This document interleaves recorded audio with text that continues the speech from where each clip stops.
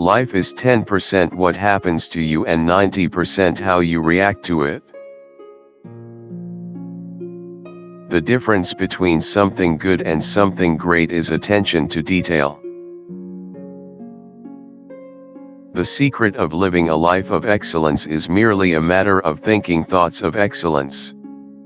Really, it's a matter of programming our minds with the kind of information that will set us free. We need discernment in what we see and what we hear and what we believe. The world has changed and it's going to keep changing, but God never changes, so we are safe when we cling to Him. I let people see the cracks in my life. We can't be phony. We've got to keep it real. When you have vision, it affects your attitude. Your attitude is optimistic rather than pessimistic. Prejudice is a learned trait. You're not born prejudiced, you're taught it. Alleged impossibilities are opportunities for our capacities to be stretched. I have no interest in returning to yesteryear. I love the conveniences and delights of today's time. I wouldn't go back if I could. When you are giving people the gospel, you are giving them something to believe, and you have to set the stage for that. You don't just drive up and dump the truck and drive off. We are all faced with a series of great opportunities brilliantly disguised as impossible situations. Attitude is more important than the past, than education, than money, than circumstances, than what people do or say.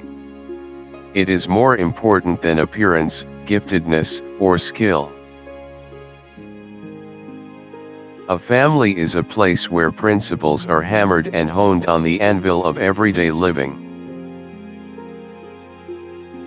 The swift wind of compromise is a lot more devastating than the sudden jolt of misfortune.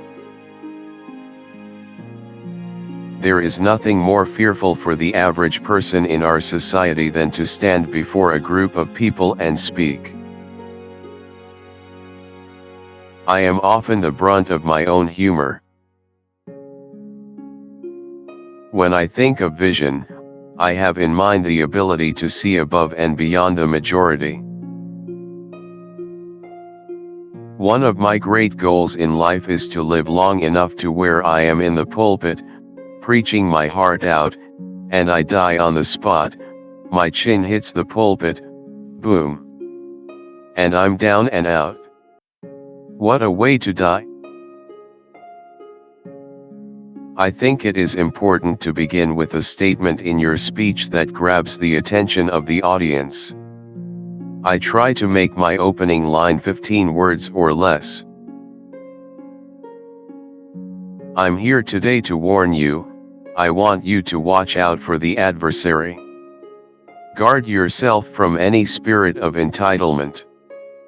Restrain any and all subtle temptation to gain attention or to find ways to promote yourself. The wonderful thing about God is He knows what we need to persuade us. I want to preach till the last breath in my lungs runs out. I am a preacher. I'm involved in many other things, but, mainly, I preach.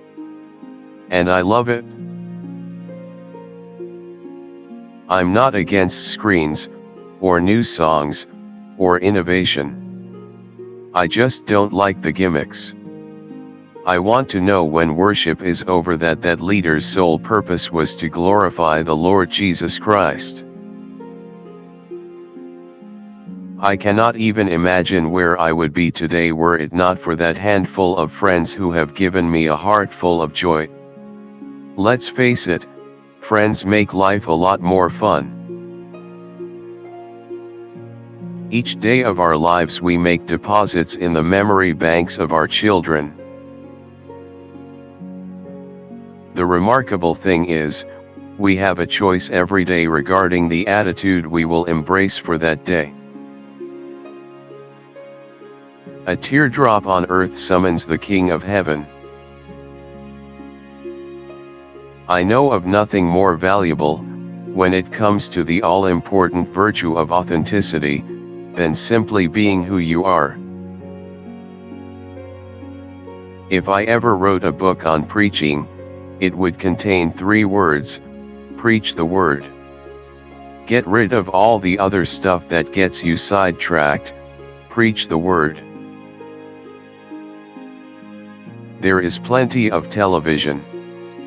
There are plenty of talk shows. There are plenty of comedians. But there is not plenty of worship of the true and living God.